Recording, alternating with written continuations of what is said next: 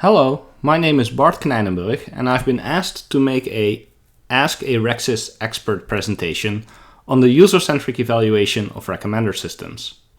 In this video, I will talk about my views on the future of evaluating recommender systems from a user-centric perspective. Recommender systems researchers are increasingly conducting user experiments to evaluate their systems. My first vision for the future research in recommender systems is that user experiments become an even more common occurrence alongside traditional offline evaluation procedures. Beyond this, I have a number of additional ideas to advance the field of user-centric evaluation in recommender systems. First, we must acknowledge that conducting user-centric studies in live systems is hard. Even just setting up a simple prototype system for study participants to use is a huge ordeal that can take months to accomplish, let alone tooling it to facilitate experimental manipulations and detailed objective and subjective observations. Hence, my first idea is to build a comprehensive online evaluation platform. Ideally, this would be like a WordPress for recommender systems, flexible, content agnostic, and user-friendly for researchers with a wide variety of skill levels.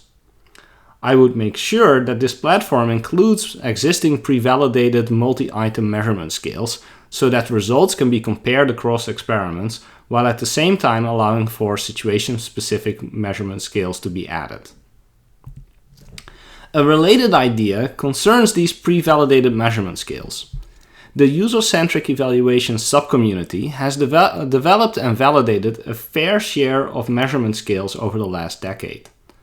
But I haven't seen any studies that have tested these scales for cultural and situational invariance. Measurement invariance testing can determine whether scales like the ones we use for perceived recommendation quality, choice difficulty, and system effectiveness can robustly be applied across various settings, such as different domains, or groups of people, such as different countries.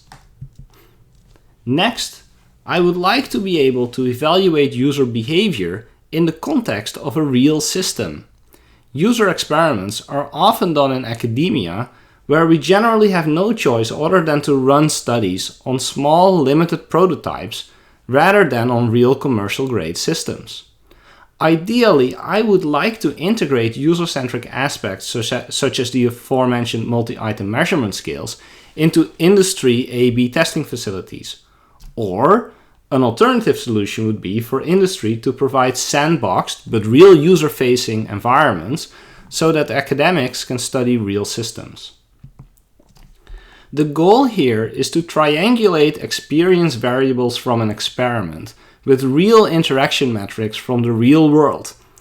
In other words, this would allow us to use users' subjective experience to explain their real-world behaviors and to use their real-world behavioral data to contextualize the user experiment results.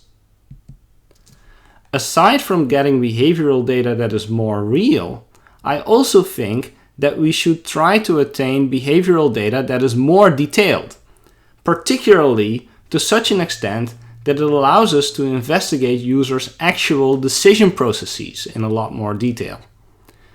We should make more use of tools like mouse lab and eye trackers together with psychological constructs to unpack and then cater to users' decision processes.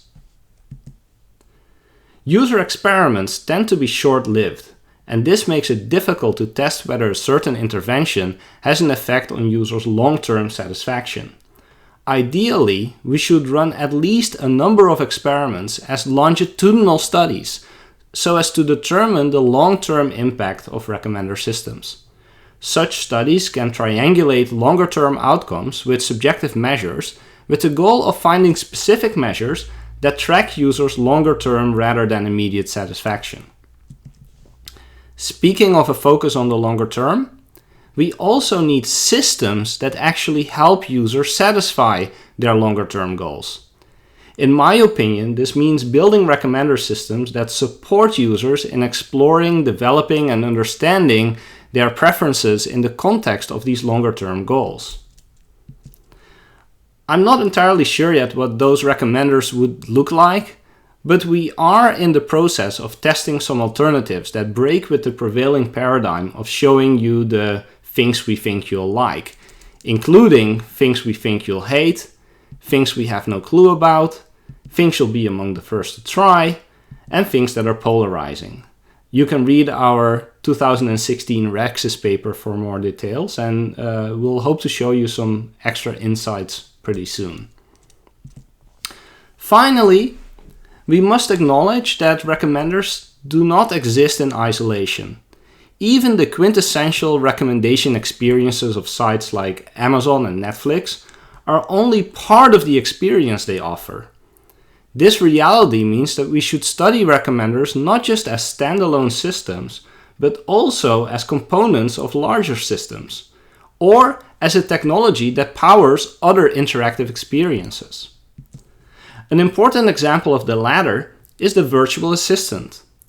How can we provide heterogeneous item recommendations, like a product, a song, a Wikipedia entry, based on voice-based input and output? How can we allow users to explore recommendations in such dialogue-based systems? This is an exciting new area for research. We must also acknowledge that the social context in which recommender systems exist is also very relevant. This means investigating the filter bubbles that polarize our society, issues of fairness in algorithmic decision-making, and the privacy implications of the vast data collection and inference efforts that increasingly happen all around us, both online and in the real world. While these problems are caused by algorithms, we cannot assume that they can necessarily be solved by algorithms as well. So I will end with a call to action for professors and team leaders. Please require your students and workers to become at least somewhat versed in the broader user-centric and socio-technical implications of their work, so that they can at the minimum critically appraise, but ideally evaluate and resolve such problems as might arise in the context of their work. Here is an overview of my research ideas. If you are interested in tackling one of these, please let me know.